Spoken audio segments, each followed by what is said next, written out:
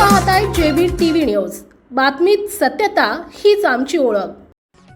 धुळे जिल्ह्यात भरारी पथकांची नियुक्ती। गॅसचा काळाबाजार रोखण्यासाठी जिल्हा प्रशासन सतर्क।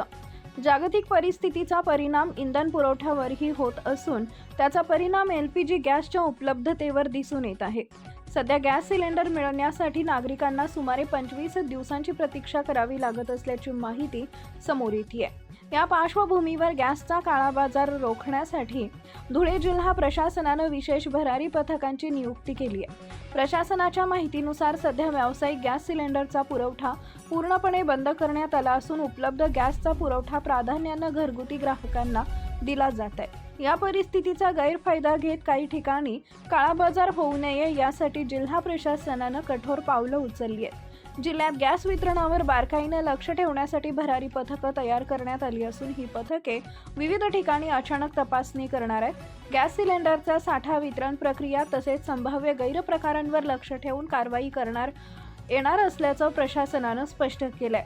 दरम्यान जिल्हा पुरवठा अधिकारी संजय बागडे यांनी सांगितले की सध्याच्या स्थितीत जिल्ह्यातील घरगुती गॅस सिलेंडर पुरवठ्याबाबत कोणतीही तक्रार प्राप्त झालेली नाही।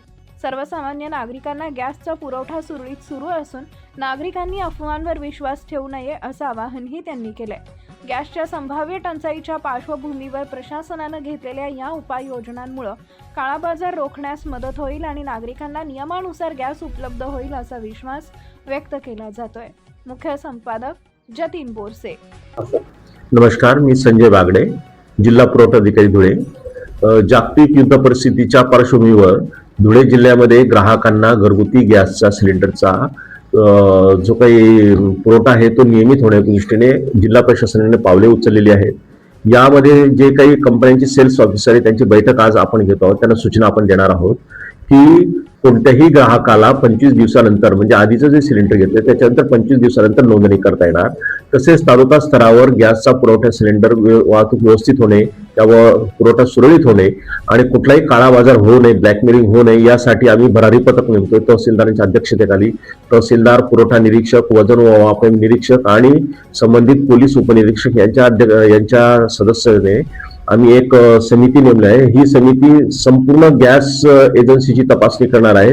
त्यांच्याकडे असलेला शिल्लक साठा आणि त्यांनी वितरित केलेला साठा आणि उरलेला साठा याचा ते मेळ घेतील आणि कुठल्याही प्रकारे एकही सिलेंडर काळ्या बाजारामध्ये विकलं जाणार नाही किंवा तसं प्रयत्न गॅस एजन्सीकडून किंवा कोणत्या दलालांकडून होणार नाही याच्या आम्ही प्रयत्नशील आहोत। धन्यवाद। काही तुटवडा आम्हाला जाणून व्यावसायिक जे घरगुती गॅस सिलेंडर त्याचा पुरवठा हा सुरळीत आहे, तसा काही घरगुती गॅस सिलेंडरचा आम्हाला तुटवडा जाणवल्याची अजून कोणत्याही प्रकारची सूचना प्राप्त नाही किंवा तक्रार प्राप्त नाही। आपण पाहताय जेबीर टीव्ही न्यूज। बातमीत सत्यता हीच आमची ओळख।